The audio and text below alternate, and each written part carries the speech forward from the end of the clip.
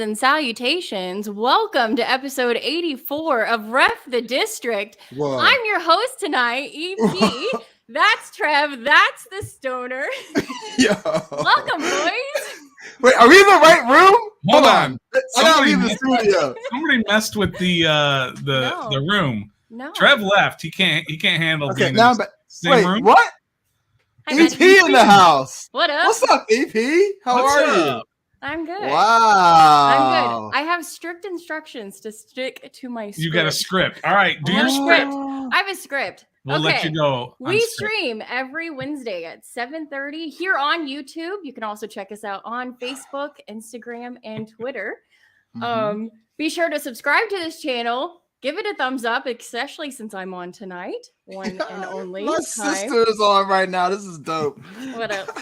So we have a great show for you lined up during our cool down. We're going to discuss the season predictions. Then for the game, we have none other than Pete Hailey from NBC Sports beat reporter for the Washington Commanders. You can also listen to his podcast, Washington Football Talk Podcast. And for the warm-up, we are going to talk about everything that transcribed yesterday, which is... What? Jared Patterson is here. That's what it is. That's what it is. Yep. You just wanted to come in and brag on JFP getting signed back. You notice I'm he was just the last one to be reported to be signed. Okay, So first of all, that doesn't matter. how are you he's feeling? full No, on. how are you feeling all day? Because you were probably like pulling your hair out, waiting to hear about it. Listen, I was stressed. Yesterday, I was in mourning. I literally came downstairs, cried to Nathan, and Oh my God. yeah, he was just like you guys. He was like, "We told you it was going to happen." I was I mean, like, we did whatever. all off season. We told you. Yeah, we told you basically since the end of last season that. But time out. He Like, wants. why Jonathan Williams over him? Jonathan Williams did absolutely nothing in the last game. Absolutely nothing. Well, one, he was hurt, so he couldn't, and I don't care. two, Get out he's there. just- Let's he's- go. his stats might not be as good, but he's. Rivera said it after practice. They kept Jonathan Williams because he's the closest thing they have to B-Rob, and that's what they want. So Yeah, that's why they signed him. He's a lean forward kind of back, whereas Jared Patterson is a little bit more of a shifty kind Side of to back. side, yeah, Right. And they yeah. need that smash into the wall, get over the goal line, get that first down type of back. So that's why they kept him. Yeah. So but he signed back, and even I just saw before we came on, he said he had offers from other teams. Yeah, he did. He wanted to stay here. So Of that's course good. he does. And the team wants him here as well. And like Yam said here, glad we're able to get JFP back. And JFP is catching on with the whole Jared he is. Patterson. Yes, So, it is. And welcome in. We've got Yam, Ben, Doug, Carlton, and DMV Mess Hall. I'm assuming that's Tailgate Ted or Rally Captain, but usually Tailgate Ted is the one running that account. So welcome into everybody. We appreciate that. Welcome. So, hey, let's take a vote, right? Yeah. Nathan's gone. Right. Yeah, I okay, agree. okay. Nathan's off I mean, the show, right? Yeah, as long as you Nathan's give me a gone. script, I'm I don't- golden. Like, let's go. Stoner usually gives the scripts for after the whistle, so like There we he can go. get with the script right now. All so. right, That's all right. All right. Oh, that didn't take long. We've done that enough. He's getting Bye, good. EP. I love you even Thank you more in the house. now. Here we go. Word. There's my beautiful mug. That's Yeah, that's right. Hey. We're That's definitely right. thinking We're all- about putting those in the store because Yeah. they seem to be quite popular. I'm the jerk right now who doesn't actually have his mug. I got mine. It's all right. I got Of mine course, too. I still look like a kid on mine. So You gotta see it. EP, if you're around, go grab it. We gotta see it. We gotta see that. on EP, there. can you go grab my mug? mug, Yeah, yeah. we gotta see my ugly mug on a mug. But here's the problem. You're not. Nobody's gonna buy a mug with my face on it. Correction. Adelina mug. People, yeah, and I've got fans in my town, so I don't know about you, Very but good. I So don't have as any fans. EP mentioned, we've got one heck of a show for us Yeah, that was tonight. She'd been wanting to do that for a long time. That was and great. This is the show. And Well to be done honest, by EP. Stoner and I had no idea that was happening. No Like, that clue. was not planned. Our reaction was legit 100%. She's been sitting next to me during this entire time, to include the talk about how EP's got to have increase her job and everything. Oh, Did that that? Oh, Try to get a reaction out of her. You are so good, Mr. Perry. Look, But yeah, good. Grayson, Hey, sorry you missed the for best part joining. of the show already. You're definitely going to want to watch the yeah, go back and rewind rewatch there. It was a lot of fun. EP joined us. She just wanted to show her excitement for some JFP signing back with the team, Nice. which Practice isn't the only practice squad, but he's still rocking burgundy and Yes. gold, which for her Yes. is important. Obviously, she loves him, and that was a great thing, right? So when you guys brought it up, he had offers from other teams. He wanted to come back here, and the reason why he wanted to come back here is because he's from here. Yeah. And he wants to, give back to this community. He wants to show something for the community. And so that's honestly really cool for Jarrett Patterson. Here's my baby face mug. Yeah, there you go. That's a good Is that looking- Gavin? Yeah, That's right. Gavin. That looks like my 9-year-old, not me, but great mugs. We'll definitely have to see what we can do there with some of those. A group pick. I like that idea. Something, because these mugs are pretty nice. We even talked about maybe giving them to our guests. So maybe Pete comes on, we can talk him into giving us some info. Oh, wouldn't he? Let him send one send to him back to the the office podcast, and have JP and B Mitch and Mitch and all them be like, look Yeah. at Just- this. Well, it was actually Tailgate Ted who gave us that idea, and he was Shout like, out hey, to Tailgate. yeah, he was. Oh, like, he doesn't have a mine. mug yet, and it was his idea. No, All right, hey Tailgate, Yeah. you talk to the Stoner about that. Don't me and Nathan have nothing to do with that one, dog. That's No, on Stoner. that's what he was He saying. did. He was tweeted saying, it on like, EPs. he was All like, right. he was like, your guests should all get mugs, and I was like, oh, you know what? That's actually a pretty good idea. Well, he So now we might definitely do that. deserves So we one. might- so. We'll start offering that out. We're going to save a lot of this roster talk and a lot of the camp talk for when Pete comes on, because we want to be able to get something with him.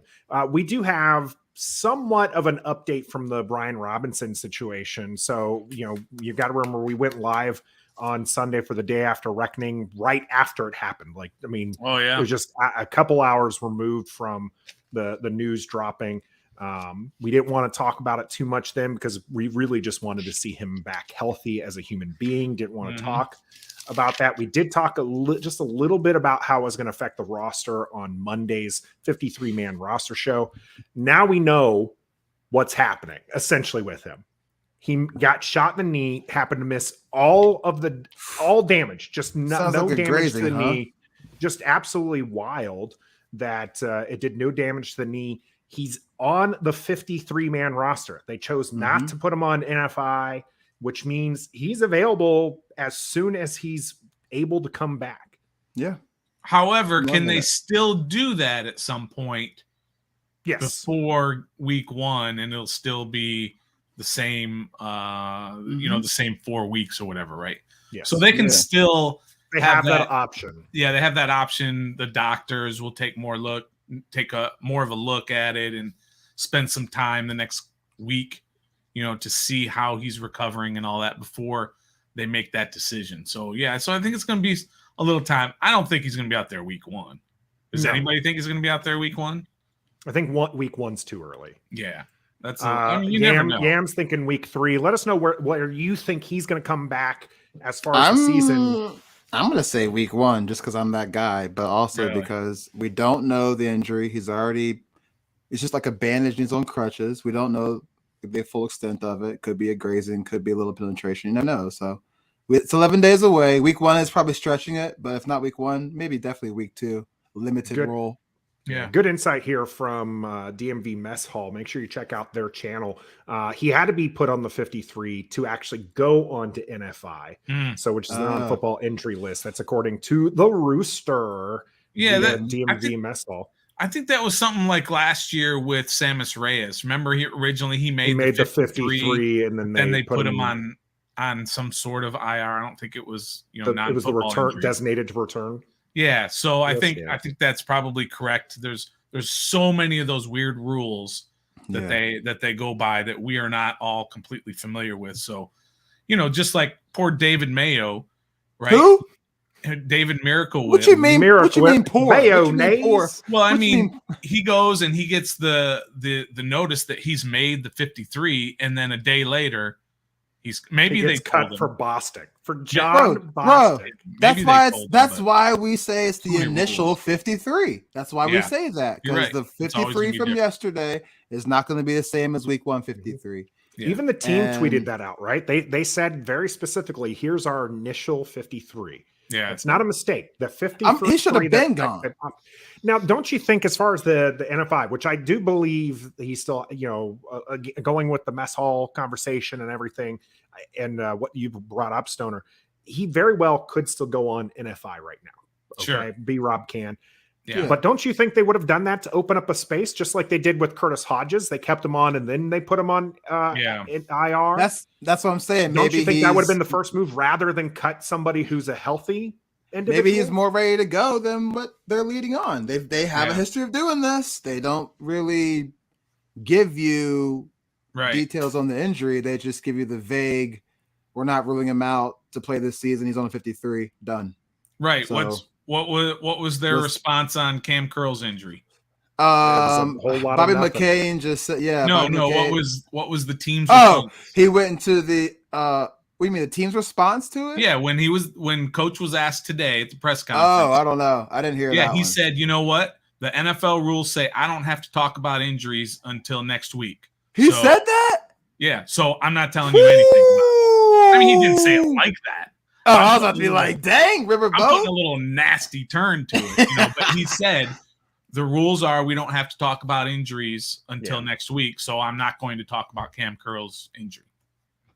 So Player said that it's just a little banged up. He'll be out a couple of days and be back. Yeah. So, but maybe we can find out from this guy what's going on. But the whole thing is that obviously they know way more than what we know. Oh, yeah. So we don't know what's going on behind the scenes as far as what their decisions are and what they're thinking, and guys who start on the original 53 and then get cut the next day, or practice squad, or NFI, or injured reserve, all that other stuff. We have no idea what's going on behind the scenes. All we do is get the results and then react to it. Yeah, we get the pictures. The Miracle posted the so this is Cam Curl in the sling. There's that, or however you worded it.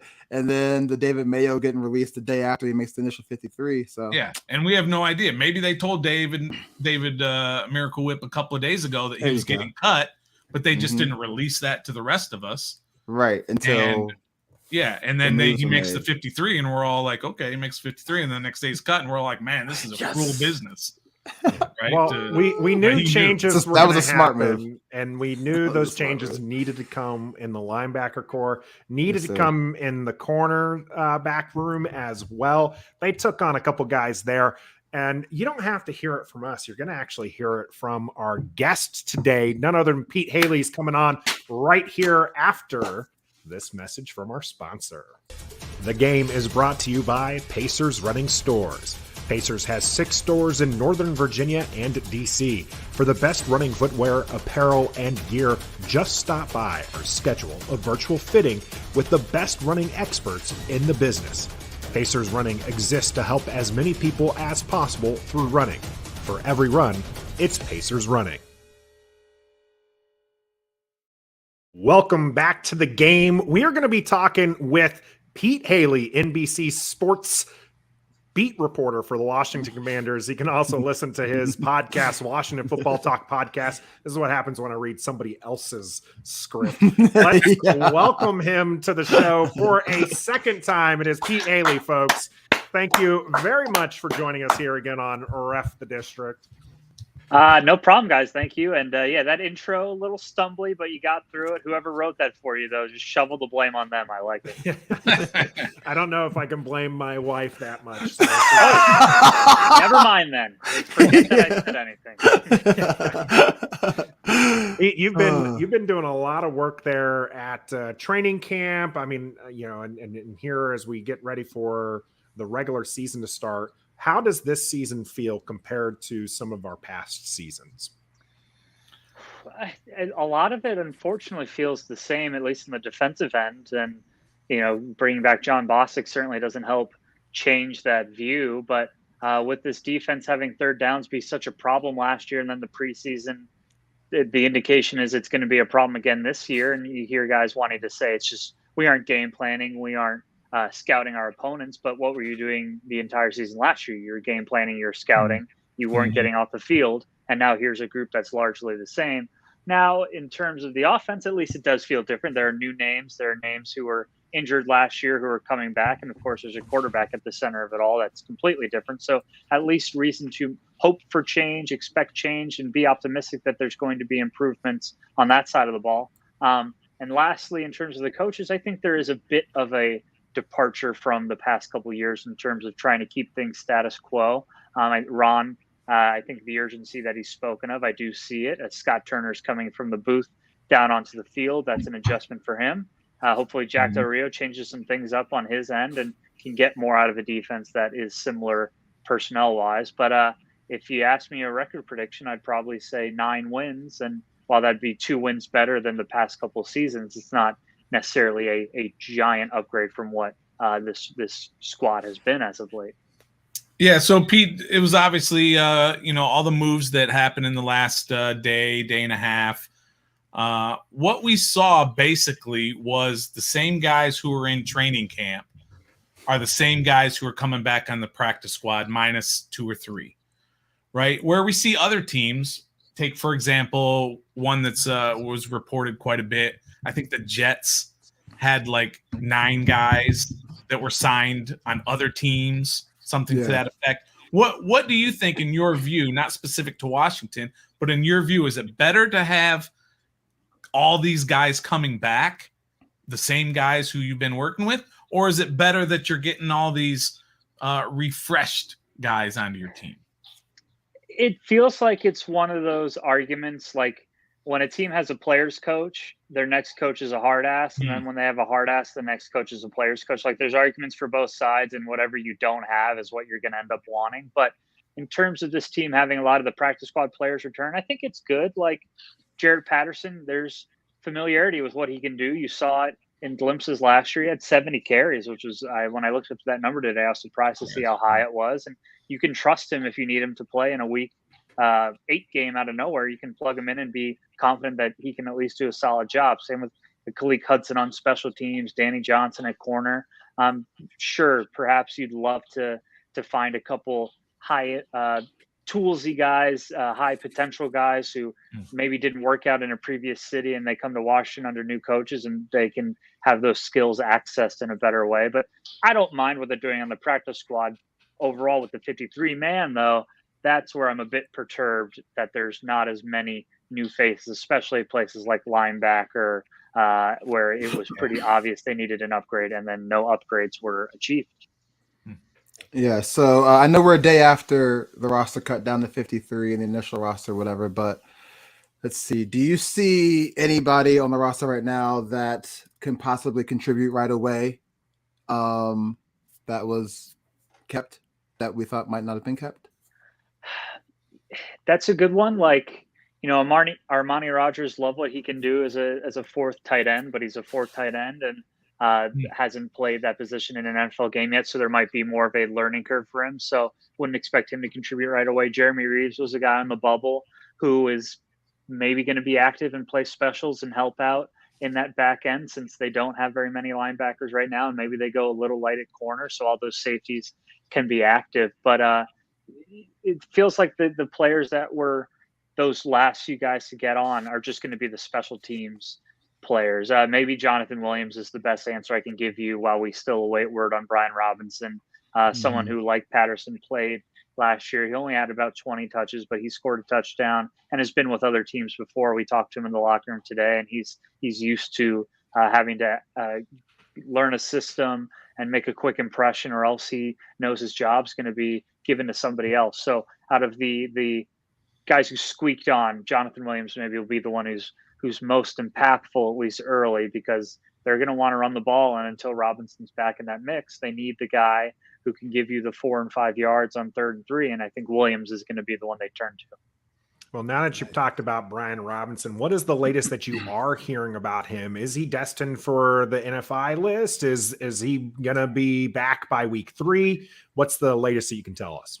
Still hesitancy on commitments from Ron and the staff, but like when the team claims 2 corners and their corresponding moves are to cut linebackers instead of just put Robinson on a list, that's got to give you some optimism that maybe he's going to be okay, or at least not needed to be held out for 4 games, which is the minimum number he'd have to miss if he was put on NFI. And Curtis Hodges going to IR. They're not moving Robinson along with him. So the tea leaves, while it's really difficult and probably risky to read them based on this situation when it's so murky and it's just something we're not used to seeing. It's not like it's an ankle sprain or a hamstring pull. I mean, the guy was shot twice. We don't know exactly what the wounds and the surgery he went through were like, but what the team is doing, keeping him on the 53 while they're moving other guys around, would give you hope that this is going to be just a couple weeks. And look, he was shot on Sunday.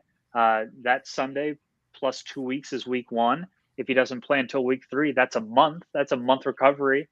And if the gunshot wounds aren't that bad, then maybe a month recovery is all he needs.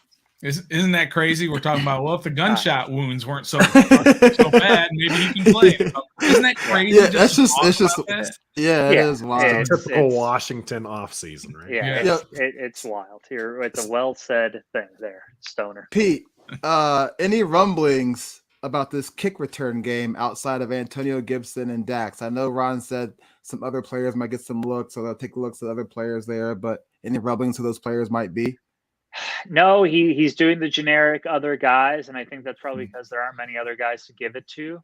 I would love to see Gibson back there, and I asked Ron today if with Robinson on the shelf for now, does that change his goal with Gibson when it was, okay, we need to find him new ways to get involved. We need to let him work in space since he's not going to be the primary back anymore. Well, now he might be the primary back. So is that mission on pause while they just let him do his typical running back things? I hope not. But I would think if number 8 is sidelined for a bit, they're not going to want to put Gibson back there as the kick returner and risk him. Even though kick returns only happen a few times a game, it would be a bit risky. So perhaps you just slot Dax Milne back there. You tell him if it's 1 yard deep in the end zone or anything behind you, we'll take the touchback. If it's short of that, try and get to the 25 and secure the football. Outside of those 2, I don't know what else you're going to do. I mean, you're not going to put Dotson back there unless it's the 4th quarter and it's a punt return and you need a big play. And none of these other players really have experience. I mean, Jared Patterson would be a guy, but he's on the practice squad. Maybe there's an elevation on week 1 and week 2, like a Patterson that they use in that Alex respect. Erickson was kept. Yeah, it could be Erickson as well. Like that's something they do. So Gibson's the only one with real sizzle. The other ones are just going to be the fair catch or the kneel it in the end zone variety, which to me drives me crazy. I would love to have a little more spark back there, but you can only have so many types of players on a 53-man roster. Yeah. I just like how you have a little bit of optimism there and saying that they're only going to have to receive kickoffs a couple times a game after you mentioned how this defense is a little sketchy. Well, they might have to receive many kickoffs, but the touchbacks are going to be sailing. So kickoffs that they're able to return is probably only going to be on occasion. That's fair. Well, make sure you get in the chat if you have a question here for Pete Hailey, NBC Sports Washington. We did have a couple people who chimed in wanting you to know that they are that Android user. You got yourself into a little bit of a debate. I don't know how you do that in that regard. We talked to Charles Leno about Chase Roulier being the Android user, and before we could even finish the question, Charles was like, I hate it. When the new iPhone comes out, I'm going to give him my old iPhone. I don't care. He can just put his name into it. So Chase, I know Android people are so hardcore about it. And look, I'm probably too stupid to understand why. I'm sure the government is stealing things from all my Apple products, and like other countries are just, probably are participating in this call right now without my awareness. But I like Apple. I like the emojis. I like being the blue message instead of the green message. So I'm going to keep it there. Chase is more than welcome to stick with the Android, but he's going to get harassed for doing so. I'm the green dot in this particular group here. Yeah, man. Could you give us something a little bit more to be optimistic about with this team? Like where, you mentioned 9 wins. How are they going to get those 9 wins? What are those wins going to look like? I believe there's going to be a section of this offense that they unveil starting next Sunday. Like the preseason, I know there's some griping about it being so many intermediate passes, the throw it 5 yards, let Dotson run 4 yards, and that's it, or hit Armani Rogers to make it 2nd and 6, and not really take the deep shots to McLaurin, to any of those guys. And I understand that, but I think that was, let's get Carson some familiarity with these guys. Let's get him through it healthy. I mean, the week 2 preseason game, the offensive line was all shuffled up. So when the season starts and Scott Turner knows he has a full game to set plays up, to figure out what a defense is doing and then expose them in different ways, I think that is going to be when you see these receivers and this quarterback with the big arm do some more dynamic things and not just reflect this offense from a year ago. So that's really where my main optimism lies, is that I'm not going to go crazy and say they have too many weapons, but like, if you want to get McLaurin, Samuel, Dotson, McKissick, Thomas,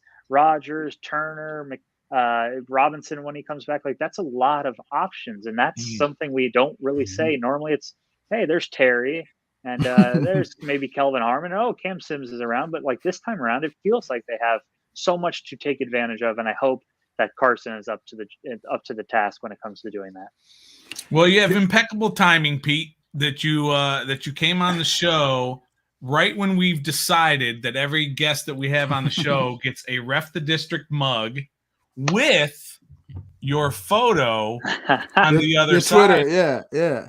Okay, So, because this is apparently a really big deal out in the Twitterverse right now, is these new mugs that we've got going around. I don't know if you saw. Yeah. I heard the junkies talking about it. Either, I think I was on the treadmill this morning because I work out, because I'm shredded and super athletic. I heard them talking about how. I heard about how you guys gave them mugs. I had no idea that I might be in line for a mug as well. I don't have any mugs, so it would immediately become my mug one on my depth chart. Let's go! Please get them in my hands, and I will advertise and thank you on the internet as much as I can. Are you a coffee drinker? So I've never really been, but I've noticed the past couple of months as training camps slogged on, and right now, you know, going out to the park every day, you're starting to get tired. And I've always been a dude who can like fall asleep rather quickly. On a table? Just boom, table. Exactly. Thanks to my colleagues for exposing me. Yeah. So I've started to up my coffee intake a bit. It's not hardcore coffee. It's more of just like the milkshakes with a splash of coffee. But I would gladly pour a Dunkin' caramelized coffee into a mug with my mug on it, and then thank you all again. Let's go. So, Pete, we've got to address the elephant in the room. The biggest move that happened today. John Bostic is back.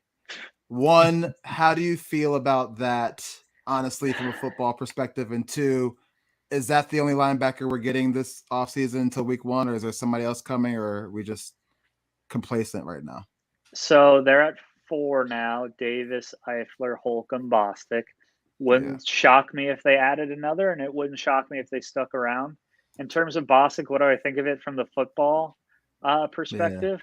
Look, I understand that you want guys and guys who've been here, and I think he's a very good leader, but I cannot believe that they're bringing him back. And it's John Bostic is way more successful, way better at his job than I ever will be. Like, all of those things, I'm not trying to disrespect him, but like, it was clear last year that he couldn't do a lot. He's not very good in run, and he was taken advantage of all the time in the pass game. I mean, when quarterbacks targeted him, it was just automatic. Tight ends, receivers, running backs, zone, man, it doesn't matter. So luckily, I guess the difference is that it's going to be more of a depth thing, but he's still going to be on the field a decent amount. They were going to play David Mayo a lot, so I would assume Bostic's going to get those snaps now. And whatever he adds in terms of experience and knowledge doesn't outweigh that he's just a liability out there. So when I saw that come across my Twitter, I wasn't floored, because we're floored by this team when things happen, like changing the name and the trainer gets in a DEA raid. Like, that stuff floors me. Ryan. But when I saw Bostic resigning, I was like, oh my God. Wow. And I know they can't do any better, because whatever linebackers are out there are cut by other teams, but like, try someone else. The way Nikki tweeted it was like, the Commanders have re-signed John Bostic, period. Yeah, I was like, you could just feel her. Dude, I have no words left to explain the move, and I hope that he doesn't have to see the field too often, because if John Bostic's playing meaningful snaps, this defense is not going to be in a good place. You Yeah, were I saw- usually pretty level, what you say about players and the overall defense. And all. That's kind of the first time I've really heard you be really down on a signing of I a know. player. I know the questions to ask, bro. I know the questions. Yeah, to ask. yeah, it's a good question. I mean, again, it's just he's coming off a torn pec. He was slow, a step or two slow before. And like Yeah. if a guy knows the system so well, then you would think he's able to make up for that by being in the right place, being able to key in on things in anticipation, but he doesn't do that either. So it's just just try Schobert or AJ Klein or some guy that got cut by another team who's A younger a guy, second-year player, a younger guy who maybe can Jared grow. Davis. Like Bostic, we know what he can be. It's not a lot, and there's not going to be any sort of renaissance or resurgence. So it really didn't piss me off. Like it's not my job to build this team, but like it really. I looked around at the other reporters, and I was like, it's 2022, and they're signing John Bostic again, huh? Like this is a real thing. Now they did dump a couple of their corners that they have known for a while, Danny Johnson, Corn Elder, and they pick up a couple of young guys on that side, on that particular position. What have you heard about these younger players, to include another pick from this year? Yeah. It seems like Wild Goose, and that's funny that's his Great name. name. Ha ha ha. But it seems like he's more of the slot guy in terms of what Martin and Ron were expecting, while it's what is it, Tarek Field Santos or what Tarek something Santos. Castro, something like that. Yeah, Castro Santos, whatever his name is, and I'm sorry, it's been a long day. He seems like he's more of the boundary corner, playing out there with his long arms and his speed. He's the one who excites me more. He seems to have a polarizing player profile. The guys who are a fan of his coming out of Penn State this year really like him, and the guys who aren't don't think he's worthy of a spot. So, but like that's what I like about it. Like Bostic, I wish they could have found someone like that for linebacker. If he's in a couple of weeks, it's obvious that he's not catching on. You cut him and try another young guy here at corner. Maybe Chris Harris can get to him. Maybe Del Rio can deploy him in a certain way that maximizes his speed and his traits.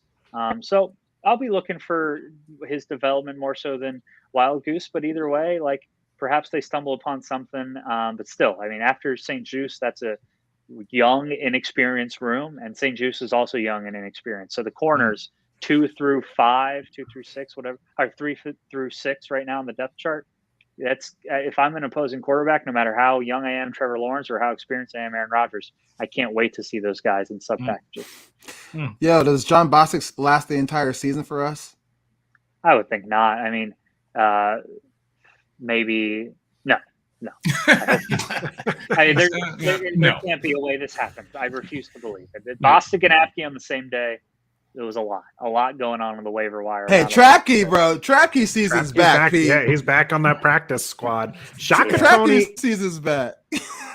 Shaka Tony made this team. Ron said that he kind of showed out in the end of camp. Is there and really any? There's nobody who's next to Montez Sweat that actually looks good.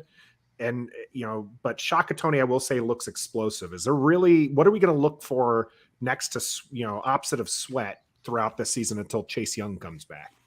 I like Tony as the third and long specialist. I think he gives them the most burst in terms of just being a straight pass rusher. I'm not sure he's as good or well-rounded as Hill or James Smith-Williams when it comes to setting the edge and playing within the scheme and just being able to do an average job. But I like Tony's speed. I really like what he did on special teams, and that's something Ron brought up as like a deciding factor in keeping him around. So I wouldn't mind seeing him get a lot of the snaps opposite of Sweat. And by the way, while we're talking about Sweat, like, look, I know he's got the pedigree and there have been moments, but it's not like he's an automatic 13 sack guy and we just have to figure out what's going on opposite of Sweat. Sweat himself has variables. He needs to be healthy. He needs to take full advantage of the gifts he has and show that he's worth whatever contract he's trying to get. So defensive end outside of Sweat is definitely worrisome, but Sweat himself remains someone who you're just waiting to see put it all together. Pete, do we see another contract extension coming up sometime in the season, or maybe at the end of this season? Yeah, I don't think we'll necessarily see anything coming up during the season, but I think Cam Curl is someone who could be next up in line. I know Payne is going to the final year of the contract, but there never was serious movement towards getting him to sign or put pen to paper this year. I would expect he would like to test the market and try and just get a big fat deal from whoever he can, whether it's Washington or somebody else. So I think Cam Curl is a guy, another homegrown player who could be someone this team wants to lock up. And speaking of Cam, he's in a sling, Pete. Saw your tweet. The tweet you posted was like, so this is new. Yeah, please reassure us. Look, I mean, Ron doesn't have to tell us until next Wednesday what the deal is, but my colleague JP Finley talked to Bobby McCain, said Bobby McCain didn't seem too worried about Cam Curl. And just like I said, with not putting Robinson on any list, they could have put Cam Curl on IR today to make room for these guys. They didn't. Okay. So I don't know what you could have in a sling that isn't a serious injury. Like, like maybe it's a sprained shoulder or wrist and they're just trying to, elevate it or whatever. So I don't know what that could be. That would be something he's able to shed and then just start playing again. But yeah, that was odd. I mean, I never go over to that side of the field. It's a long walk to get around it. We're not out there for that long, but I was like, no, I'm going to go over here today and put some boots on the ground. And I was like, who's that dude in a sling?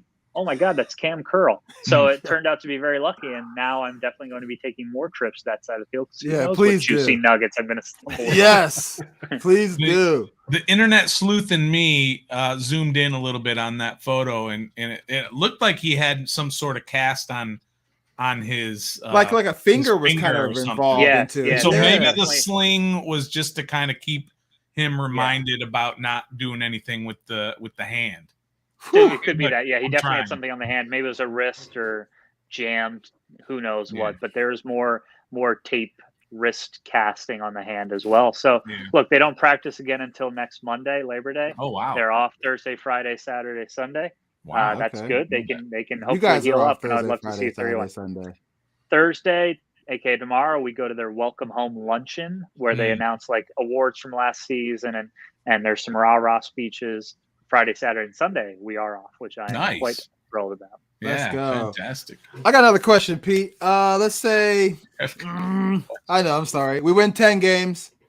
We make the playoffs, lose first round because of our defense. Our offense has won us 10 games, not our defense. Does Jack Del Rio stay, even though we made the playoffs, or is he gone? So playoffs is the great deodorant, and it can mask a lot of things. But look, Del Rio's getting not super old, but older. I've never got the impression, this is just my impression, that him and Ron totally jive. I mean, Ron just had to fine him $100,000 this past offseason, and just seeing how they talk about each other in pressers, like it seems like, I mean, they're two alpha males. One's a current head coach, one's a former head coach. They're both defensive minded. They're both linebackers. Like I could see them butting heads and wanting to do things their own way, and there being a bit of a struggle there. So if the defense is really, really, really bad early, maybe Jack gets fired. That's like the desperation. We need to turn this thing around and change things up. But if it's just more of the same, I could see Ron, hey, we made the playoffs, but we need to get better on this side of the ball. Clearly things aren't working. We need to reset. So I wouldn't be shocked in the least if this is Del Rio's last season. I think there's more of a path towards that being the outcome than this turning out supremely well and Del Rio remaining as DC in 2023. Well, Pete, what's your boldest prediction for the season coming up? Ooh. Yeah, I would love right to now come out with something of a number, like this guy's going to do this much. My boldest prediction, I'll stick to more general, is that William Jackson III lives up to that contract he got last year, goes from a guy who's maligned and like the next Josh Norman type of deal, and shows that he can be the corner this team wants. I think I'm buying into him saying he's more comfortable. I'm buying into what I saw at training camp. The secondary overall might be some fool's gold out of what I saw. Like I thought Corneller had a pretty good camp, but it might have been he was just facing an offense that was sputtering early on. And then once the offense started being better, Corn disappeared. But William Jackson, with that speed, with those long arms, and with just a further understanding of what he needs to do in zone, as well as being able to sprinkle in his man coverage skills, I think will emerge and be just one of the better defenders. So it's not super bold and there's no way to really quantify it, but I think number 23 is going to be back in the good graces of fans. Yeah, number 3 this year. Number right? 3, Pete. He's number 3 Just this number year. 3 this Yeah, It's been a year. long sorry. day. He But said. it has been a long day for Pete. We are going to Nah, don't give him that. No, I pride myself on knowing numbers. That's all. Yeah, he just said he wanted to give a number thing, and now Yeah. he just so that's don't let that stupid. one That's slide. stupid. Yeah, All not right, letting it slide. we're still going to give you a mug. You gotta DM us. We'll DM Put the you, number get some- 23 on it. Get some info. We have Mitch from your podcast coming out. We'll have to get JP on sometime as well. But we appreciate you, Pete. This is Pete Hailey from NBC Sports Washington, and you can check out him there and on his Twitter handle. And, of course, check out their podcast, Washington Football Talk Podcast. It's Pete Hailey, JP Finley, and Mitch Tischler all on there. Thanks, Pete, again for joining us. You have a wonderful day. Get yourself some rest and enjoy your luncheon tomorrow. Thank you, guys. Always fun to join. Thanks for having me on, and we'll do it again at some point in the future. Hope your show continues to go well, though. Congrats on what you've done. Appreciate you. Thank you, bro. See you guys. All right, Pete was a great guest for us. We are going to wrap this up, and then we're going to come back with our bold predictions, our season predictions. Make sure you get yours in the chat. I want to see what you are coming up with right here for the cool down here on the District.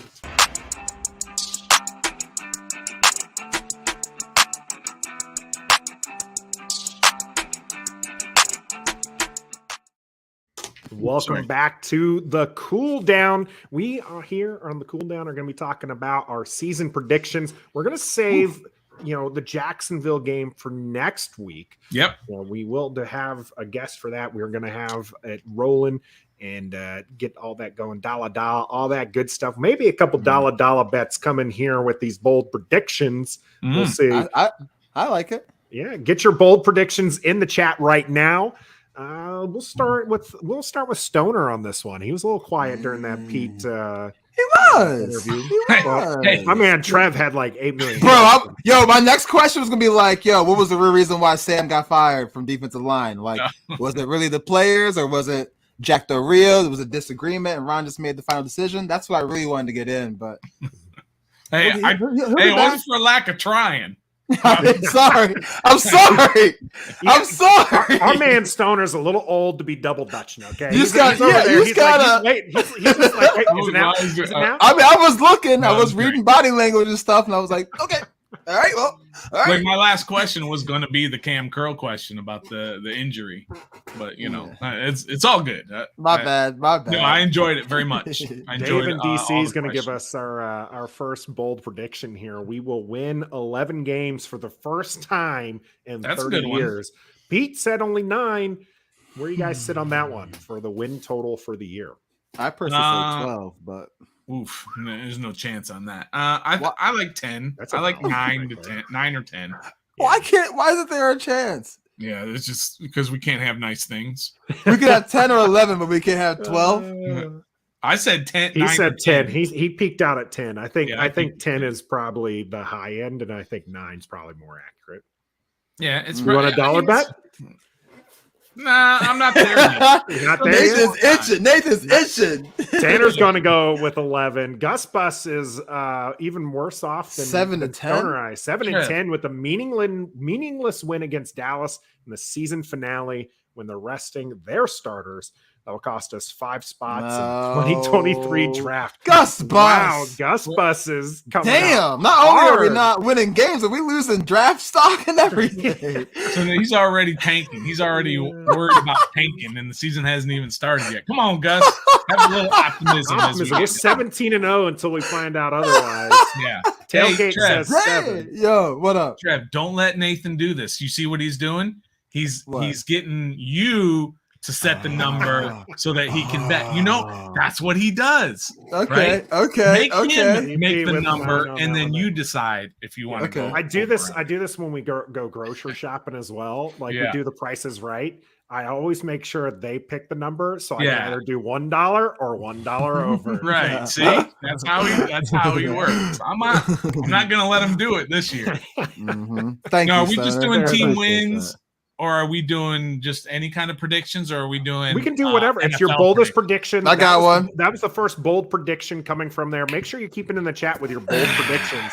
That just happened to be the first one from Dave in DC. Appreciate you jumping in here and with that bold prediction. Got a lot of action on that one. We got Caleb with Terry will be top 5 in receiving yards. NFL top 5 in That's receiving bold. yards. That's pretty bold. That's very That is bold. bold. Where do you I guys like that. stand on this one with Caleb? I like the mean, smoke. I love it. Yeah, I mean, let's call it what it It's is. legit- It's very it's a- bold, right? But it's It's legit. not- It's a legit shot. Well, It is. I don't think it's a legit shot. Like we've always said that with the weapons that this team has now, Terry's not going to have to carry this offense like he has in the last couple of years. So he's going to Logan have some Thomas, good Cole numbers. Turner as great outlets there. You got Jahan Dotson, a healthy Curtis Samuel. Right. You don't have to pass, McKissick. but the Yeah. deep ball is back.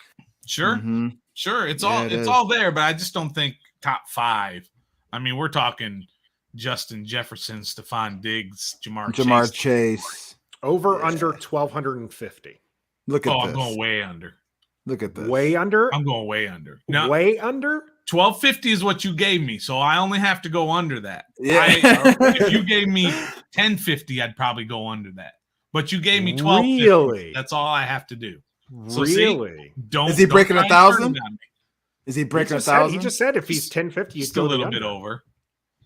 Really? Oh, Yeah. I'm taking the over 1,000 easily. Okay, but that's not the bet. So you don't try and turn the bet. The bet is I see that. I like that. No, I no, see now- it now. By the way, now you like how Now the I'm stoner seeing is it. using words like they mean something, even though he Yes. tried weaseling out of that pup one. Yeah. All right. Yeah. All right. We Yeah, see. We uh-huh. see a stoner. If we're sticking with 1250, the over under, where are you going with Trev? Under. I'm gonna agree with Stoner. I don't know by how Really? much, but definitely under. We've got more weapons. It's not just Terry. So, and he'll be double covered now because, like he said at the preseason game, he's not a secret anymore. I mean, he's not on the top on the NFL 100. Doesn't mean he's not a secret. He can't be slept on. So, 1,000 yards, 8 different quarterbacks, captain. But I don't think it's going to be 1250 because we have other options. All right. Over under 14 and a half yards a catch. Oh, I don't know. I don't usually. Ooh. I would what did he have last year? Can you I'll pull that up? look that up. Yeah. I got a bold prediction while you look it up, PFF. I am Carson Wentz wins MVP because of the weapons he has this year. I mean, that's pretty bold. That's a bold prediction. That's fine. That's what we do. You can't be ridiculed for your bold predictions because you they're can't. bold. They're bold. Right? He had 13.7 last year, 12.9 the year before. Rookie year, 15.8. And Who's what did throwing you to him? said it? 14 and a half. Who was throwing to him his rookie year? Was that That was a whole mixture of awful That was quarterbacks. Haskins. Haskins, Case Keenum. Keenum and Haskins and Kyle Allen, I believe. Looking over was he here yet? Case Keenum, No, Dwayne he Haskins, Colt McCoy. Yeah, Colt McCoy. There you go.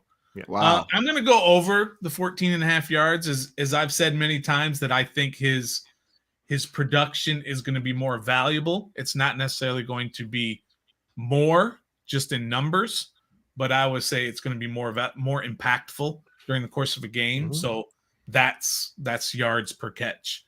So I'm going to go over the 14 and a half yards. Trev, you over the under on the 14 and a half. He's got an arm now. I'm gonna go over. I'm going to take the over, so maybe closer to that rookie season where he had 15. He's gonna have 14.7. So how many catches does he have then? 80. How many? What'd Yeah. you say, Trev?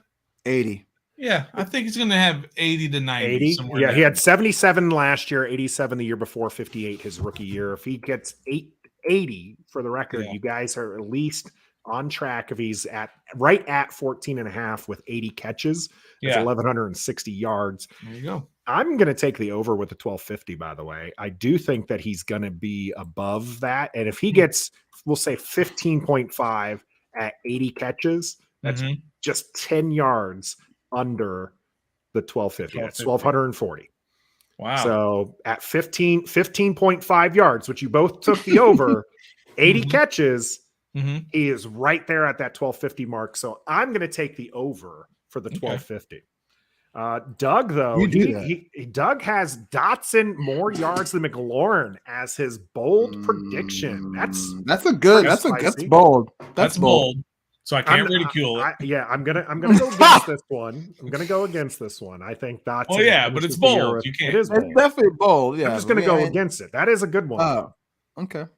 I remember last year they weren't bold predictions, but I remember there was a lot of De'Ami Brown, offensive rookie of the year, and Jamin Davis, defensive rookie of the year.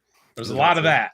They weren't bold predictions either. They were just like, this is going to happen. This is another position coach gets fired during the season. Bold prediction. That's bold. I can't. I really want to go after it, but I can't. Come after it, please. I'm welcoming you to come after this one. I'm just saying it ain't going to happen. Why not? Let's go with this Grayson one here. We are in the hunt, and we deal Payne in a blockbuster trade to take us over the top. I'm sorry, but Payne's not going to be involved in a blockbuster trade. He's got to do a little bit more in the field. But this is a bold. But that is a bold take. I mean, in-season NFL trades are very, very, very rare. Yeah. And usually, if you're dealing away a player, you're not the one who's in the hunt. Just gonna say that. Well, I mean, typically, like what are you trading away your defensive tackle for? We've already talked about the offensive weapons. So if you're trading a defensive tackle away, are you getting a linebacker? That's what I'm saying. What if you trade him straight up for Roquan Smith or something?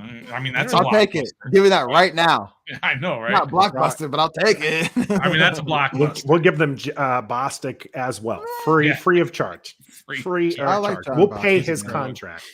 You like John Bostic? You just spent an hour with Pete Haley dogging Bostic, and we all know how I feel. No, I asked the question. Pete dogged him. I just asked the question. But nah, I don't like it. I don't. I love what it is. It's familiar. What's this? This is Chris Paul and Sam Cosme will solidify the right side of the O line. I mean, that's a very good chance, bro. Mm-hmm. Trey Turner is healthy. He's back to practicing. Yeah, but he ain't going to be here for the next few years. He is the vet, but Chris Paul was looking pretty good there in the preseason. So I do think that this has potential to be your right side for some time. Sam Cosme absolutely looked great his rookie season, did deal with that injury. I think Washington fans would be pretty happy if that were the case. This might be Trey Turner's last hurrah, honestly. I think if it's on a 1-year deal anyway, right? This year, 1-year deal. Mm-hmm. I think this is his last stop before retirement. Going out with who brought him in, Ron Rivera. That bold prediction. I say it's pretty bold. Yeah, he's getting older. He's been hurt all preseason, so it's starting to catch up to him now. We signed him for 1 year. Yeah, he's a rental. Stoner, you got a bold prediction for us? Got a bold prediction. Okay, because I'm going to go outside of the Commanders. Okay, because I've been wanting to throw this out there for a while. I'm going to ridicule this. NFC championship game is going to involve one of the teams, the New Orleans Saints. I am very, very, very high on the New Orleans Saints this year. Why? It's his bold prediction. You can't. I want to know why. I can. He stood quiet on half of your bold prediction. That was his choice. I'm not. I want to know what the hell he is talking about. You gonna eat? How? Why? For real? I like their team. What were they last year when Jameis went down? The same thing we were before Alex Smith got down. 6-3, right? Oh, they were 6-3. They were all the way that far along. Yeah. He's got Michael Thomas back, right? Okay. So that's a huge weapon. Of course, Jameis himself is back. On a bump knee. Okay. I don't know. I like New Orleans. That's all. That's my bold prediction. They'll be in the NFC Championship game. Nathan, give me your NFC Championship. NFL Championship. NFC Championship. NFC Championship team. A team that's going to make it there. Nobody from the NFC East. I think that the 49ers do surprise people and make it back to the NFC Championship game. Ooh. Bold I know a lot of- prediction, or is that a prediction? That's a bold prediction because a lot of people are a little down on Trey Lance. They just signed Jimmy G to this weird contract where they can't trade him. They can't, do anything with them. I think that they'll get back to the NFC Championship game. We got the Bucks and Cowboys from Gus Bus. Anybody going to take the home team here? Anyone want the Commanders seeing the Commanders? That's a pretty bold that would be prediction very there. bold. Tim's Sports Talk, Chris Olave, Kamara, Mark Ingram. They got some weapons and nice pieces on defense. It's all on Jameis, which if you go back and you watch our quarterback episode, I wanted Jameis Winston. You two were so down on him. Hell yeah, it's Jameis Winston. I just want to point that out because our man Stoner here is all of a sudden like, I like the Saints. Even I know. Just pointing it out. I don't even get it. I'm just saying. Here's a bold prediction. Here's a bold one again from Gus Bus. If Rivera does make the playoffs, he will replace Jason Wright as team president in the offseason. Scott Turner will be named head coach. Hey, I don't know why you'd want to get rid of Jason Wright, but okay. Bold prediction. That's bold right. prediction. Here's another bold prediction. We're going to go with Green Bay in the NFC Championship game. Here we go. Tampa Bay does not make the playoffs. They do not. There is something going on with Tom Brady. I just don't feel like he's not healthy. All in, like he is normally all in. I just don't think he's just all there, and so I don't think they make the playoffs at all. They just don't even make the playoffs. And he has a bad year. He's in and out of the lineup with injuries and life. He's 45 and he's got a lot of shit going on, as he said. Yeah, that he did. Grayson, my NFL bold is pretty early. Dabble is gonna get pissed and bench DJ for Tyrod. I like that. It's probably gonna happen. Honestly, so I think the Giants are gonna be a little bit like Cincinnati here. They're gonna have this awful season, get a high draft pick, take a QB that Dabble can work with. And then they're going to bounce back, maybe have another bad season there in year 2, but year 3, I think that they're going to be good. I do think that they have some pieces. We'll try to get authentic on here, but they have some guys. They can get some guys. Kenny Galladay is about to be gone. Kadarius Toney is not what they thought he was. No offense, Stoner. Tony's been looking pretty good against 2s and 3s. He's been looking good. And then who else? Darius Slayton is trade talks. Yeah, Sterling Shepard, is he still there? He's still there. He's hurt every single year. He's that's your boy Nathan from Oklahoma. That's your boy. It's OBJ's boy. Was great. Oklahoma. Gus Bus, Saquon 2000. Oklahoma what? Oklahoma receivers are just poop in the NFL. Trash, bro. All of them are trash. Terrible. Quarterbacks, receivers, trash. Yeah, it's such a gimmicky offense. Trash up there, bro. All they just run 5,000 wide. No defense. Football. Air it out. They should put out. I'm sorry, Tressway. We know you watch this. I'm the. We said quarterbacks and receivers. We didn't say punters. It's still OU DNA, my friend. And you're right. So I have to apologize to my man Tress. They know not what they say. Well, I know this is a Commander talk, and I know we're at the end of the show almost. But since we're in Oklahoma, and you're an Oklahoma fan, you got to be sick about Chet Holmgren, right? I mean, you have to be sick about it. We talked about this before. We talked about this on NBA draft. None of us believe him as an NBA prospect. So him being lost for a season doesn't matter to you. I mean, did we get our hopes up because he looked good in summer league? Sure, but it is what it is. I'm not gonna. The dangers hopes too high on that one. The dangers of just trying to load up on draft picks and hoping that they all work out. Sam Presti's a genius, remember? I'm a big anti-style, that style. I am so against that style of just all these draft picks and hoping they work out. No. Get guys who know what they're doing and then build around that. Not some bunch of rookies and they hope they work out. Grayson agrees with me, by the way. Yeah, I Marquise agree. Brown, Hollywood garbage. Brown, garbage. Yeah, apparently the man can't stop speeding down the Arizona highways. He's too Hollywood. He's too Hollywood. He's not Antonio Brown. Who are the other ones? CeeDee Lamb, number 2 at the best. He's actually pretty. I like him. No, he's. I do like. I like me some CeeDee Lamb. Malcolm Kelly.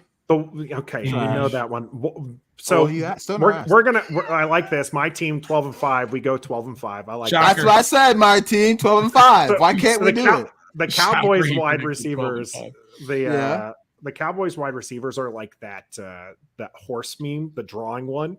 You got CeeDee Lamb, where it's like the super fine detailed picture. You got the second guy, and then it's like Michael Gallup. Yeah, Michael Gallup, who's like the reasonably drawn middle half. And then it's like some rando third guy who's like the crayon drawing. They're so high strung on that Turpin guy from the USFL returning that kick. They think that they got the receiver core locked up. Now, Dallas has a lot of questions. There's something going on in Dallas too. I mean, they're annually one of the most disappointing teams. They're going to be but like this year. Normally we're like Kelly Dave is the one you're looking for. Normally before the season on paper they're like they look good. They look good, but we're still like they're not going to do anything. But right now, even on paper and preseason, they don't even. It looks bad. It might be a 6-win, 7-win team for them. They're going up against the one schedule, right? Last year they went up against a weaker schedule. Now Tampa Bay, Cincinnati. They still have one of the weaker schedules, but a lot of that is the fact that they're playing the NFC East, and so all of the NFC East teams have some of the weaker schedules. So that's there. That's one of them. NFC East is wide open this year. It is. Yes, and I think the NFC is wide open this year too. Yeah, sure. I do. Look at the teams that we have going there. A lot of people know. I don't think any one of us agreed on which team. Yeah, Trev, who was your NFC championship team? I didn't pick one, but if I have to pick one, the Rams, just because.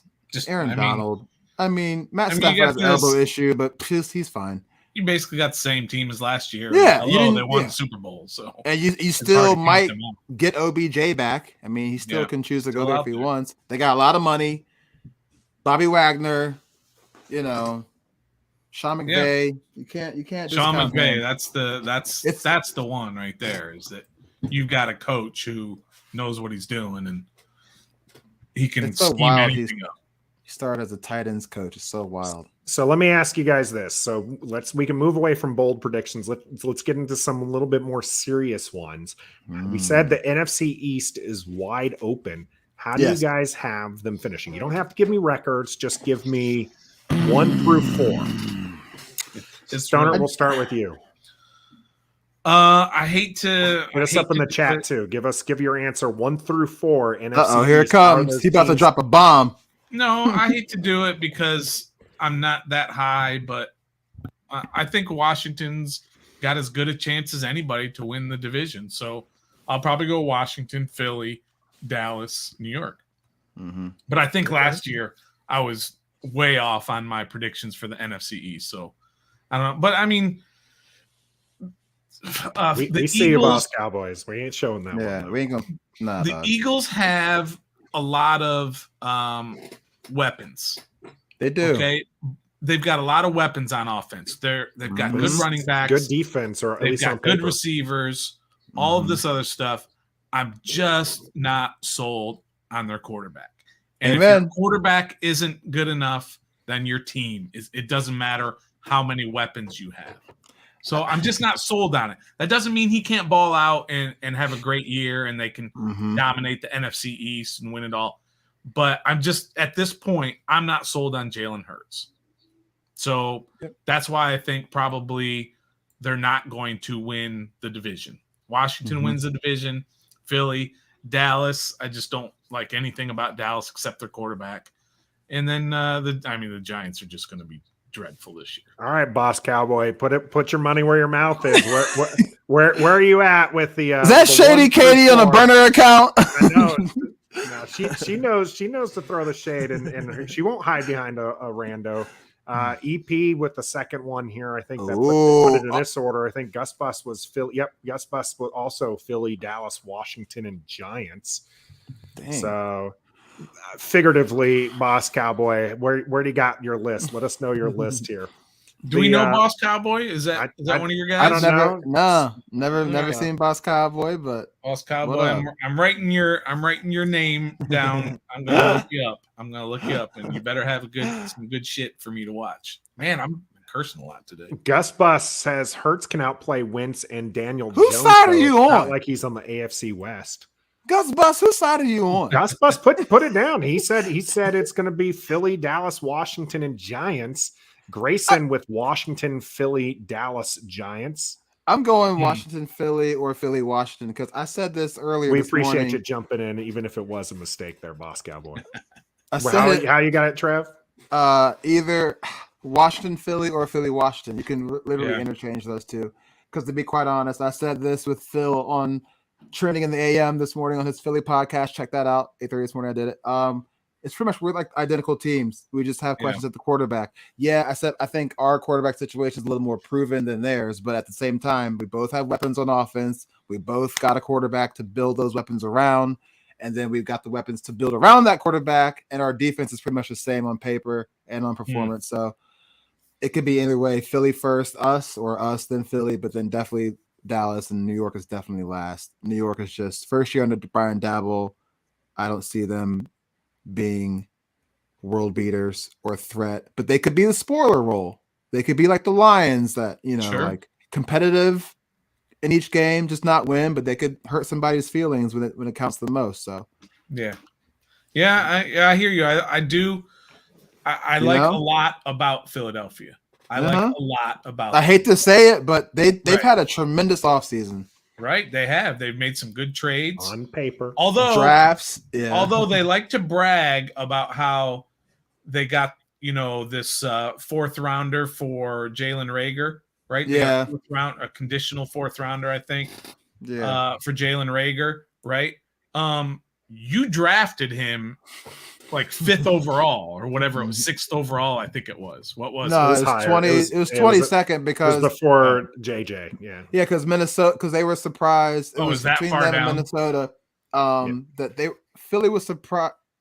No, Minnesota was surprised. Minnesota was surprised that they went with Jalen Reagor. Yeah, and then they were super excited to get Justin. Yeah, Jefferson. I just don't like that they're bragging that they got a 4th round pick and Dallas got a 6th rounder for Amari Cooper or whatever. You're bragging about getting rid of a 1st round draft pick for a 4th rounder. Stop bragging about. I think they were just happy to have to watch him. Okay, like I think that's really where the bragging came from, is they no longer had to watch him. John Bostic's back. I don't know about boom anything with him. We'll see. Oh, ask Andy Dalton what that boom is like. Then you'll know. He's got to catch him first. My particular thing with the rankings for the NFC East, I'm going to go Philly, Washington, Dallas, and then the Giants. Philly, Washington, Dallas, all within 3 games.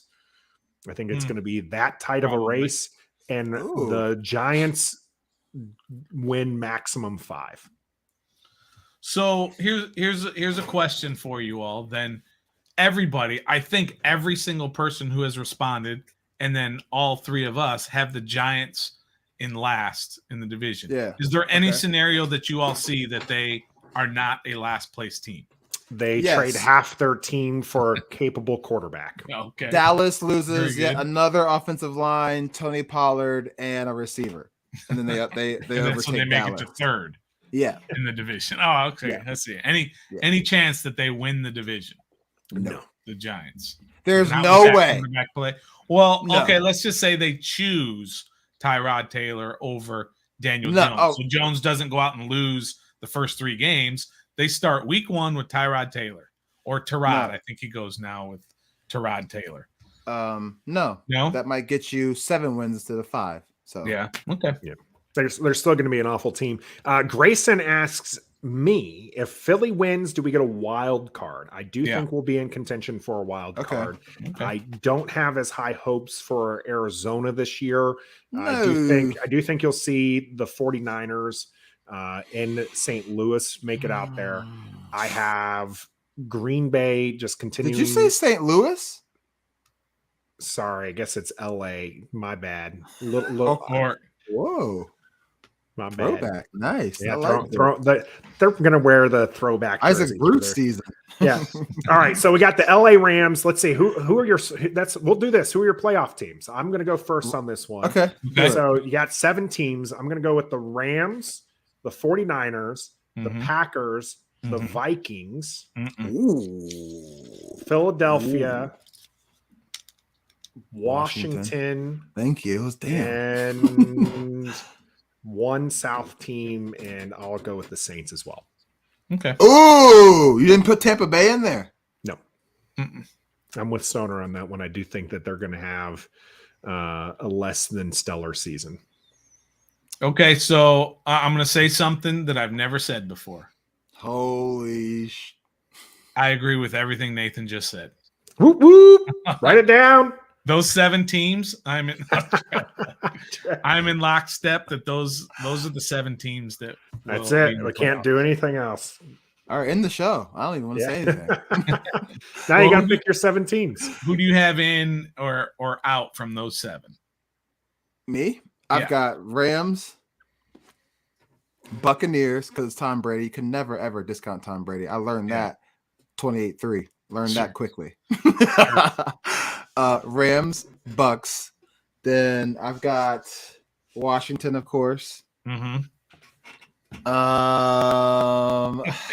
already struggling. Packers. I am. Okay, Packers. 4. I'm trying to think of else in the division. I mean, in the conference. Vikings. I agree with Gus Bus. Vikings look. Rams, I think I like legit. Packers, You got Bucks, KOC Washington. out there. Yep. Justin Jefferson. They don't have that fossil of a coach who wanted to run the ball all the time. So now they got an innovative coach, and they've still got Jefferson. Kirk and Cousins. As much as we like to rag on him, who's in the Cardinals division? Cardinals is the Rams, the All right, Seahawks, so Rams. the Cardinals, and the 49ers. Yeah. That's Okay, 49ers can get in with a wild card. So that's Rams and 49ers, Bucks, Commanders, Packers. Philly can get in there with a wild card because we'll win the division. all right. That's 6. And You got to pick one from the South. No, you picked I know I did. No, you but picked I one do- from Tampa, so you can pick from Anybody. Yeah. Any, The South is really bad, right? Like you got you got New Orleans and Tampa, who I think will be, I think Tampa is going to be reasonable, but not playoff bound. The Panthers are going to be just okay. I think Baker Mayfield will be fine. I think Stoner's doppelganger though is not gonna be coaching next year for the Carolina Panthers. Yeah. Baker Mayfield was a saving grace or attempt. And the Falcons. And then you have the Falcons, who are going to be abysmal. I don't know. Pick the other 2. I don't care. But we make it. Rams make it. Bucks make it. Tampa Bay. I mean, whatever you get. You get it. Trey, what's the question there? Will they be though? Will there be that? Hit that question again and let me know what it is. Bold prediction. KOC will win Coach of the Year simply on the turnaround. Gus Bus, get out. Well, bro. they weren't terrible last year, were they? No, they weren't terrible. They were terrible last year. Kirk Cousins was the quarterback. They're terrible. feel like they don't they win. won They don't win in prime time. He 8 or lines up 9 under the wrong. games. Well, it's terrible. Well, It's NFL. I mean, that's not terrible. I mean, to have a turnaround, I don't think you go from 8 wins to 11 wins. I don't know. That's a turnaround. It's double digits. I kind of classify a turnaround as being like 8 5 and 9, wins. by the way, with Zimmer. Yeah, that 8. Yeah. So bold prediction: Kirk Cousins MVP. Oh, wow, we can't dog it. It's a bold prediction. I'm dogging it. it. You like that? That is a bold one. Hey. That is a bold one. We probably just lost a subscription with how bold that one was. Goodness Probably. gracious. Colts making the playoffs after shipping Carson Wentz. Irsay doing you like that? That's a towel that I got that, man. Wow, that's right. a classic. That's a classic. The Colts making the playoffs. Where do you guys stand on this one? No. Colts Who's he throwing making it the to? playoffs? Yeah. No, I don't Who's see he? it. Who's he throwing it to? He's going to throw the Pittman. I think Pittman's a solid 2. The problem is that line has not improved, and Matt Ryan is a statue. That's right. He He's can gonna throw get away the pummeled. ball quick, but it's just not going to happen. His arm's not as live as it used to be. I think that Jonathan Run Taylor's heavy. going to win you games, Run heavy. but the defense is overrated. This is a team I think they're going to get kicked in the teeth because they really think that they got an improvement with Ryan over Wentz, and I just don't see that. Bold prediction. I got another one too. All right. Okay. We're supposed to go to regular predictions. We're back I know. to bold predictions. What do you got? 23-9, week 1. Jacksonville over Washington. Bold prediction. Yeah, you don't have to leave, Trev. We fixed it. Okay. We fixed it. Okay. We fixed that. We can't have that. I'm not dogging his prediction. Just for the record, I'm not dogging. I'm dogging the hell out of it. No, I'm not going to dog Gus it. Bus, I guess, is agreeing with you, Stoner. Trevor Lawrence will remind people this year why he was a generational #1 overall. Can I be honest, you guys? Metaphors got you fired. You weren't here in the beginning. We have a replacement ready. They were going to replace me. I think we got a replacement for Stoner now after that I'm here to stay. Hey, Dave D. Payne gets an extension and stays. You guys, I'm nervous for real. I'm not going to lie. I'm right. Hella they got a nervous real about coach. week 1. They got a real coach in there now. Trevor Lawrence has looked really good. He's got some weapons. They've got some defense. Who's gonna block? Who's gonna block the Walker kid? Sam Cosmi. Okay, you keep thinking that. If he goes against Chase Young and Montez Sweat his rookie year, he's fine. Okay, he's fine. I'm just saying. Both. I think 23-9 is pretty bold. That's pretty bold. I'm nervous, bro. I really. And then everyone's gonna be. And everybody's gonna be Sam Howell. Let's get Howell. Carson Wentz. He can't shake the ghost of Doug Peterson for anything. Doug Peterson still owns Carson Wentz. Like, yeah, I'm ready for that already. Oh God. Trey got his question in. He said, "Throwback uniforms and how will the fan base look like? Do you think the Seahawks or Lions take playoff spots?" So neither one of us. None of the three of us picked Seahawks or Lions for the playoff spots. Seahawks are going to be grateful. Throwback uniforms. So they're not going to go with throwbacks this year. They've got the 3 uniforms. Throwbacks, my guess is they'll probably go with like the R or like the spear. Those are the ones I think that are the You think they'll do that? If they're going to go with a throwback, not this year, they're not going to go with that. But eventually, which helmet did they go with a throwback? I don't care. You can't bring back the old number 1 from last year, not the black one, but the red one. It was just the number one. They can't do that. I don't think they can. Not even the spear. No, not the spear. No, they can't do it. They just can't do it. Not the spear. I they want wouldn't them even to. go It's with dope, but they're just not going to do it. They're not going to do it. Okay, well, I guess we'll find out when they finally go for a throwback there, but we'll see. They'll do a throwback Chase Young rookie year. That's well, Chase Young, I think, is gonna. There we go. How about this bold prediction? I think we talked here we about go. This used to be this was a bold prediction. I think a few weeks ago.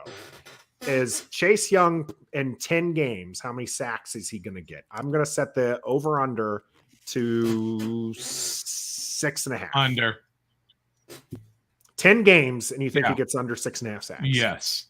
I think he gets 6.5. With the quarterback, the teams we play, yeah.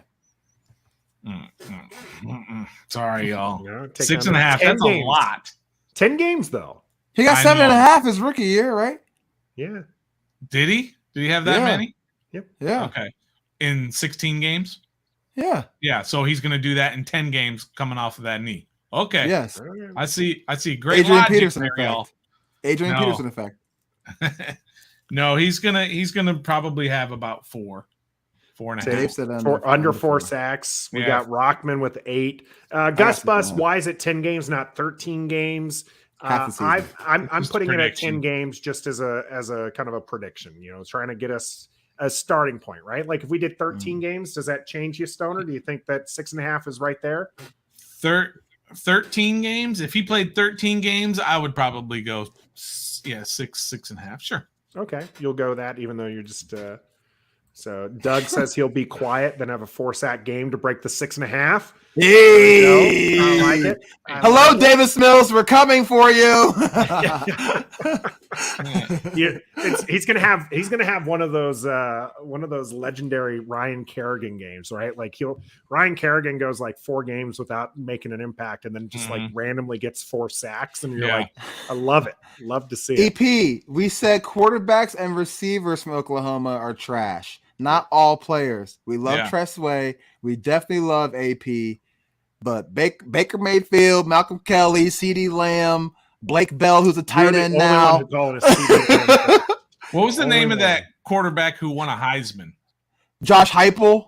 I mean, come on. What are we doing? Just garbage quarterback. Thank you. So sorry, not a garbage quarterback. That's a Heisman winning quarterback. NFL quarterback, I agree with you. Okay, I sorry. agree with you. Out of Oklahoma. Well, sorry, EP. We're going to change it to quarterbacks and receivers. I'm pretty sure we said quarterbacks and receivers. That's what we said. We did say it's a gimmicky program and all that, playing in the Big 12. Okay, outside of AP, who else can you name that panned out tremendously successfully in the NFL? From Oklahoma. In Oklahoma, that's a good. Tressway. I mean, there's, punter. Okay. Sorry, Tress. Hey, Tress, do like this right now. Tress, do like this right now. Punters don't count. Okay. Okay. That's right. Yeah. Take them out now. We're gonna move on. We're not a okay, Trent Williams. You got Trent Williams. Yeah. That's 2 out of how many? Joe. Did the Selman brothers play? Joe Mixon. You could thank Joe Burrow for that revival and Joe Mixon. Didn't the Selman brothers play there? Leroy and Dewey Selman. Oh, Samaje Perine. Samaje Perine. He played in the Super Bowl. Moving on from the Sooners, let's get back to these season predictions. This is great. Super Bowl. Way too early Super Bowl predictions. Way too early Super Bowl. Here we go. Got. Los Angeles Rams and the Denver Broncos. Denver. Interesting. Denver's not terrible. Yeah. Hot pick out of the. All right. I also have the Rams. Okay. No, I don't. I have the Vikings. The Vikings. I have the Vikings. Are these bold or realistic? I want you to write your prediction down. Okay, your AFC one. I'm not writing it down. You guys want to call me out? You guys got Who the hell is James Winchester? Moving on. She's Googling at this point. Okay, what to say? And the Boz. Yeah, great pro he was. The Boz, yeah. Come on now. What are we doing here? Let's go, Stoner. Let's go. Buzzkill Stoner tonight. Yeah. No, we love it. All right. Vikings, Raiders. Yes. Really? Ooh, I like Bills. that. Not the Bills. I like that. Nah, Bills are always the hype and let you down team. I'm sorry. He loves the Bills. I'm glad I didn't make you write it down. I would have gone with a dollar bet for the Bills there. Gus Bus taking the Ravens and Cowboys, the most despised bowl in DC history. And Gus Bus, you're going to call my man the Buzzkill? What kind of prediction? I will. I promise you. Would you watch that Super Bowl? Of course. I watch every second of it. Yeah. And I'd hope they drop a nuke or something in the I middle. will wear purple to that one. Okay. I get that no one really likes the Ravens. Lions, Texans, Super Bowl. You watching it? Lions, Texans. Look at Nathan. Are you watching it? Am I happy about watching it? Probably not. But I'm Stoner for real it with you guys. Yeah, of course. If it's the Lions and Texans, that means they've had great seasons and they've got great stories. It could be. Caleb's taking Green Bay Chargers. That far. EP with Broncos in Philadelphia. Ooh. I tell you, Broncos, I think is a sneaky good pick. The ew came from Philadelphia. I don't want to see Philadelphia back there. Yeah, you don't want to see Philly or Dallas or the Giants. It's hard to watch those, but at least you get to root for the other team, no matter who they are. Giants, Cowboys, NFC Championship. You doing it? Am I watching? Yeah. Commanders, Miami, miracles can happen. Jets and Giants. Wow. Oh, That would be Battle of Jersey. That would be something. I am also going to go with the Vikings. Damn, man, a whole lot of Kirk Cousins love on the show tonight. That's not Kirk Cousins. That's KOC. I don't like that. That's KOC love right there. Well, I mean, man. if you're going to love him, then that means Kirk's going to have a big year. Yeah, I agree. I do think he's going to have a big year. I would not be surprised to see him get 5,000 yards this year. Mm-hmm. And they'll franchise him again, and he'll make another $38 million. And then there you go. He will. They will lose in the Super Bowl to. Come on, give it to me. Give it to me. Give it to me. No one from the South is worth it. The West has a couple teams, but I just don't know about that. The East. Bills out of the East, maybe. Is Lamar playing a full season? No, he is not. Don't like the Browns. Don't like the Steelers' chances. Cincinnati making a return? No, they're gonna be worse this year. Yeah, I think they're gonna be down this year. Everyone's figured them out. Yeah, I will go with The Bills. The Bills. There you go. You think they lose to the Bills? They lose to the Bills. Bills. Where's win the their Super first Bowl? In Where is Arizona. it this year? Arizona. Indoors too, probably, huh? No Chiefs love out Doug there. agrees with me. Buffalo. Ooh, Minnesota, there is finally no gets to the Chiefs Super love Bowl. out there. Chiefs will be AFC Championship, but I don't think they'll make it to playoffs. I mean, the Super Bowl. What is with everybody being a buzzkill tonight? What the heck is this? What's going Ooh. on here? EP, bold Chicago prediction, moving? Commanders moved away from the DMV. Yo, Chicago's moving as early as they're going to announce early as next year that they're Dave, he leaving. makes it to the important game. He doesn't show up in the important game. That's why the Bills will win. Which is every game of the season.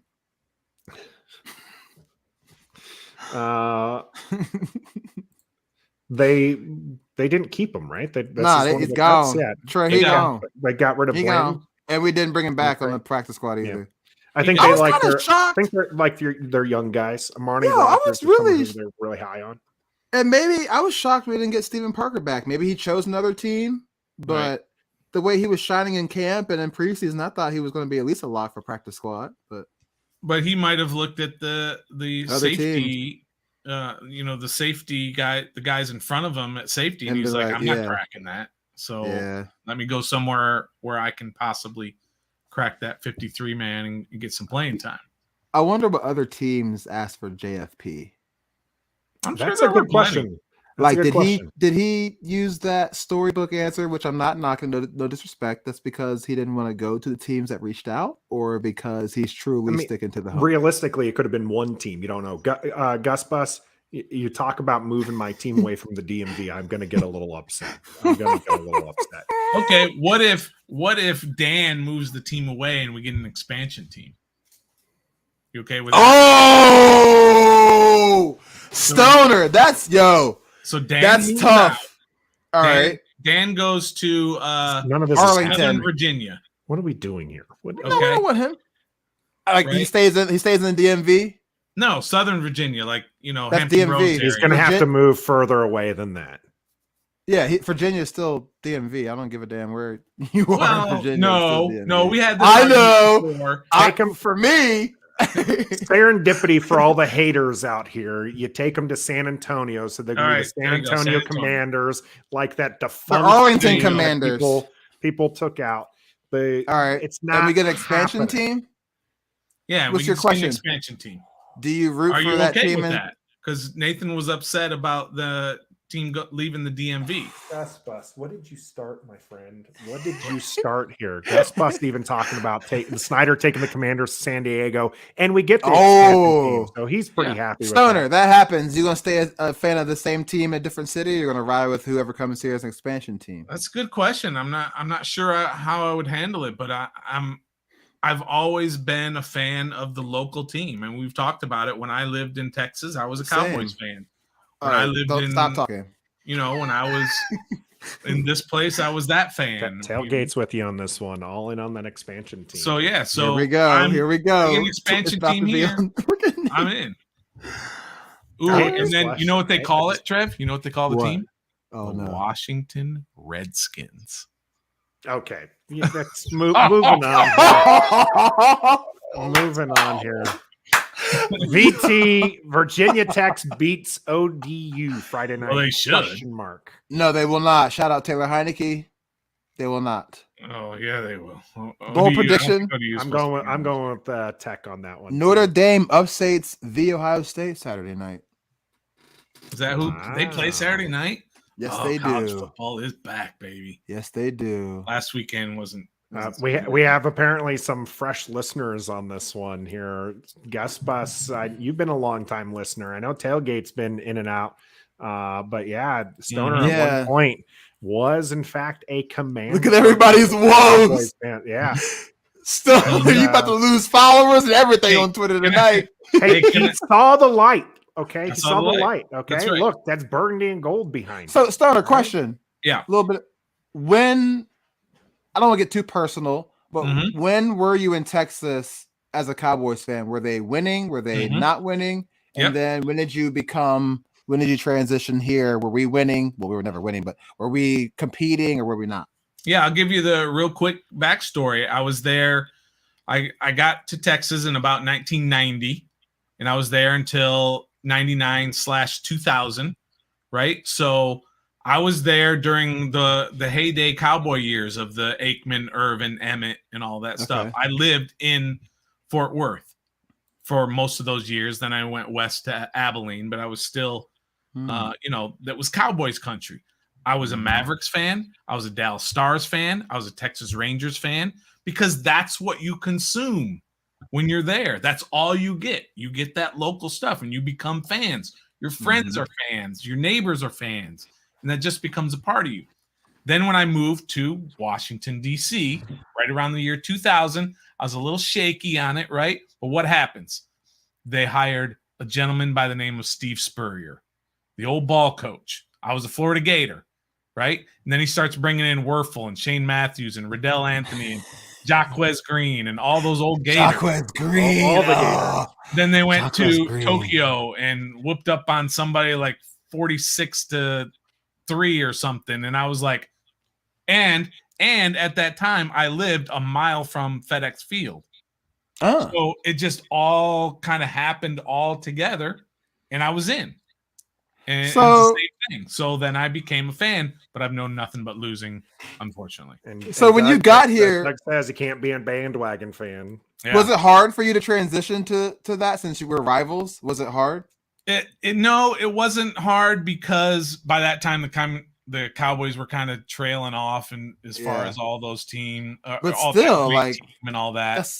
And then again, I don't have all that information every day. I'm not getting all that Cowboys information. Now I'm getting all Redskins. You got to remember, Stoner's old, so this is before the internet was really. Oh, true. Exactly. Yeah, that's exactly right. That's not true. Joking, but it's you actually listen to the radio, and you listen to the radio. You didn't have half a dozen podcasts. So. I didn't even think about that, Stoner. And then what would happen? Like I said, we lived a mile from the stadium, and this was a time when everybody. You had the wait list, the phantom wait list for season tickets. Yeah. And I didn't think you could ever go to a game, right? Because you didn't have StubHub and SeatGeek and Ticketmaster and all that back then, right? Right. So the only way you could get tickets is by broker, guys out on the street or whatever. And we would go up there and the ticket prices were crazy. People tailgating everywhere and the atmosphere was electric. And I'm like, I want to be a part of this.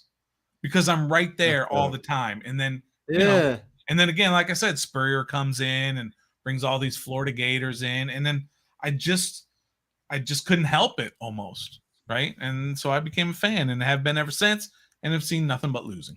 So obviously I'm not a bandwagoner. But I've also adopted, the Nationals and the Caps and the Wizards. All the Washington teams, which means you would go with the expansion team.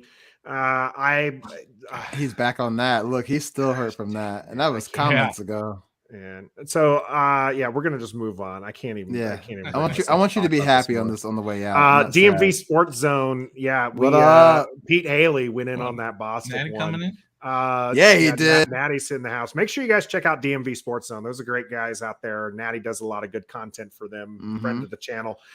No prenup, by the way, Tailgate. I converted her. Okay. She saw the light.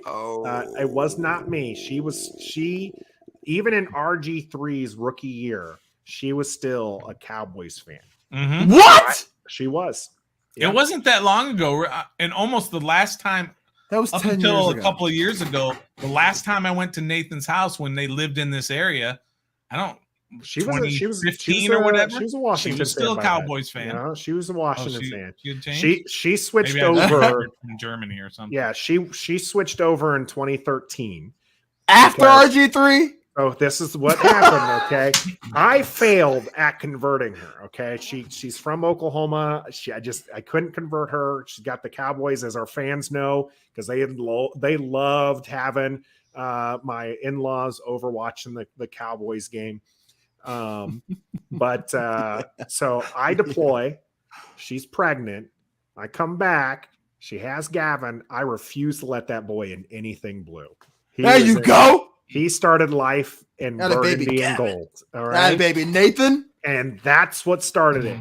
She started watching. She had the no games choice with little baby Gavin, and yeah, she moved on from the Cowboys like that. I mean, she had no choice. There's either you and Gavin, or she gone. Like, so she might as well convert to the risk. I'm just kidding.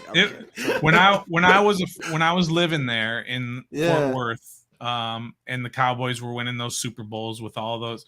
I mean, it was a lot of fun. I went to a couple of the parades down in Dallas, and I've got pictures of me with cheerleaders and all this other stuff. What? Okay, that's cool though, because they do have the hottest cheerleaders in the whole league. Yeah. So I can make a lot of that. The stock is strong. It was a lot of fun, but I saw the light. The Laker girls of the NFL, the Cowboys. Saw that burgundy and gold. By the way, I went ahead and I pulled up those college games just to see what other games might be of interest. You got a couple top 25 matchups that are happening. And this is detouring from our normal content, but we're having fun here. Look at Stoner's like the time. Oregon and Georgia. That's your 11-3 teams there.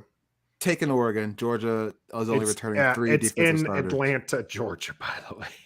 I'm still taking Oregon. I'm still taking Oregon. You're still taking Oregon? Yeah, they lost. They have 3 returning defensive starters out of 11 returning players. That's true. All their defenses in NFL, and last year they had one of the best defenses of college football. Yeah, and they lost their defensive coordinator. But you know what? All those guys that are now on their defense, they're all going to be in the NFL next year. Probably, they're just as good. Those guys. Remember how Alabama just keep churning out pros all the time. All these pros leave, and all these pros come in and replace them. So I